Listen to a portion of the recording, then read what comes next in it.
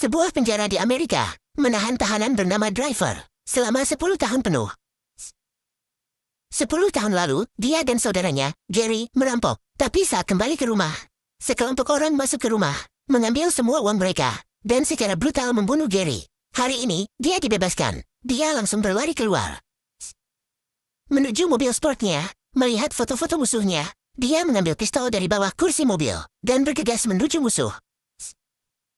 Dia pergi ke sebuah perusahaan, menuju pria berkacamata yang ada di foto. Tanpa ragu, dia menembak kepalanya.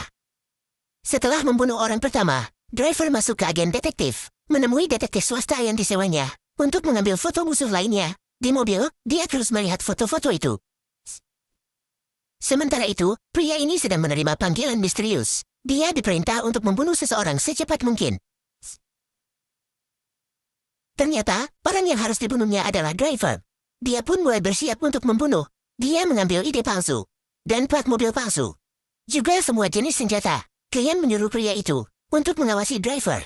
Dan tentu saja, pria itu melihat Driver keluar dari mobilnya.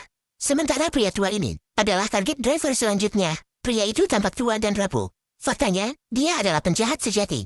Dia akan menculik gadis polos, lalu membiusnya dengan minuman, kemudian melecehkannya, bahkan merekamnya.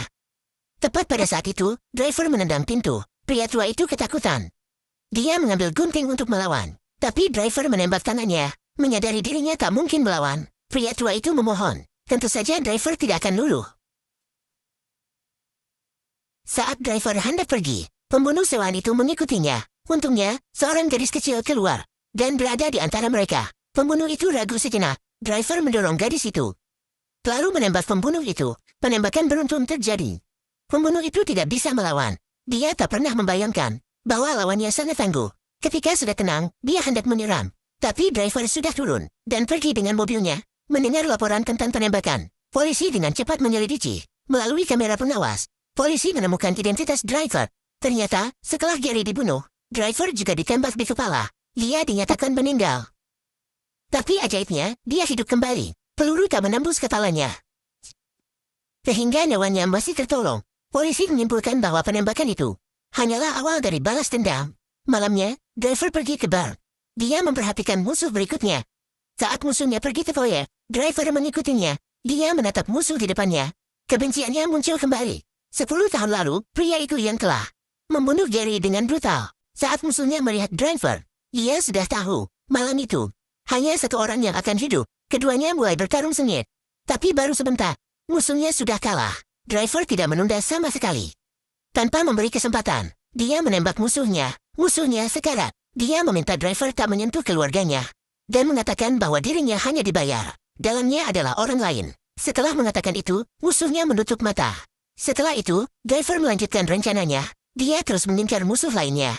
Tapi esoknya, dia mendengar bahwa musuhnya belum mati, dan sedang berada di rumah sakit. Mendengar itu, dia langsung bergegas ke rumah sakit. Polisi juga menerima berita itu. Dia yakin Driver akan kembali untuk membalas dendam. Dia pun pergi ke rumah sakit. Pembunuh yang mengejar Driver juga menerima informasi itu. Dia juga segera pergi ke rumah sakit. Sesampainya di rumah sakit, Driver mengetahui bahwa musuhnya sedang dioperasi. Mengetahui musuhnya masih hidup, dia mendorong pintu ruang operasi, lalu mengangkat pistolnya. Tanpa ragu, dia menembak musuhnya. Mendengar suara tembakan, polisi bergegas ke ruang operasi, tapi Driver menghilang tanpa jejak. Dia pun mencari Driver, lalu menemukannya. Di ruang bawah tanah polisi itu menembak. Driver dengan cepat bereaksi. Dia menembak berulang kali. Polisi pun hanya bisa bersembunyi. Driver menembak kotak listrik. Lampu mati. Polisi pun tak bisa melihat dengan jelas. Lalu Driver mengisi pelurunya. Kali ini, polisi mengira Driver telah pergi. Dia pun melangkah dengan hati-hati. Namun, sebuah pistol diarahkan ke kepalanya. Polisi menjatuhkan pistolnya, lalu berlutut. Karena melihat rencana polisi ditinggangnya, dia tak membunuh polisi itu.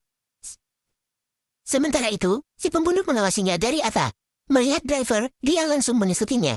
Tanpa ragu, Driver mengebut untuk menjauh. Keduanya melesat dengan cepat di jalanan. Agar pembunuh tak bisa mengejarnya,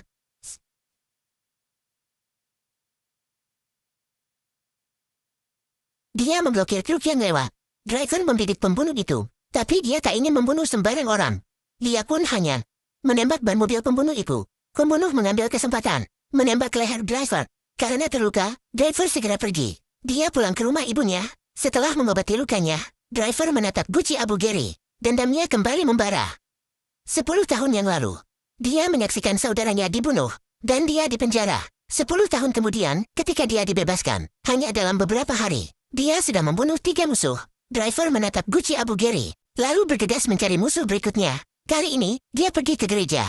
Ketika dia masuk, pendeta langsung ketakutan. 10 tahun yang lalu, dia ikut dalam pembunuhan itu. Tapi melihat kematian tragis Geri, dia mulai menderita. Dia pun berhenti dan menjadi pendeta. Dia berharap, melalui cara itu, Tuhan akan mengampuninya. Dia tahu, suatu saat, driver akan membalas dendam. Dia pun siap mati. Dia berdoa untuk driver. Agar driver melepaskan kebenciannya, driver mengarahkan pistol ke kepala pendeta itu. Tapi akhirnya, dia memilih untuk memaafkannya, dan membiarkan pendeta itu kembali ke keluarganya. Lalu pergi dari situ. Pendeta itu berbaring di tanah dengan napas lega. Ternyata hal itu dilihat oleh si pembunuh. Sementara itu, polisi menduga bahwa pendeta itu adalah target terakhir driver. Polisi pun pergi ke gereja. Di gereja, driver melihat fotonya dan Geri. Hatinya berangsur-angsur lega, kemarahan dan kebenciannya pun menghilang. Tiba-tiba, pembunuh menodong driver. Dia melihat daftar balas dendam driver, lalu memprovokasi driver. Kau masih memiliki musuh terbesar. Dia yang merencanakan semuanya. Dia juga menyuruhku untuk membunuhmu. Balas dendammu belum selesai. Ketika pembunuh itu hendak menembak driver, polisi tiba tepat waktu. Polisi menodong pembunuh itu dan menyuruhnya meletakkan senjatanya. Tapi tiba-tiba, ternyata polisi itu adalah dalang dari semuanya. 10 tahun lalu, dia yang membunuh Geri dan memenjarakan driver. Dia sudah kesal karena tak berhasil membunuh driver. Dan sekarang, driver membalas dendam dengan gila. Jadi, dia menyewa seorang pembunuh. Namun, pembunuh itu terus gagal. Untuk menutupi kebenaran, dia harus membunuh driver sendiri. Ketika dia melihat driver tidak bergerak, dia dan pembunuh itu pergi dari situ. Dia merasa masalahnya telah selesai. Dengan santai, dia menelpon seseorang. Tapi tiba-tiba, driver menembaknya. Polisi itu kaget melihat driver. Ternyata, pada potongan logam di kepalanya, 10 tahun yang lalu, itu juga yang menyelamatkan nyawa driver. Dia memasang sepotong logam di kepalanya untuk menghalangi peluru menembus kepalanya. Kali ini, driver menyebarkan Abu Geri ke sunat. Akhirnya, dia menyelesaikan balas dendamnya dan bebas dari kebencian. Dia terlahir kembali dan memulai babak selanjutnya dalam hidupnya.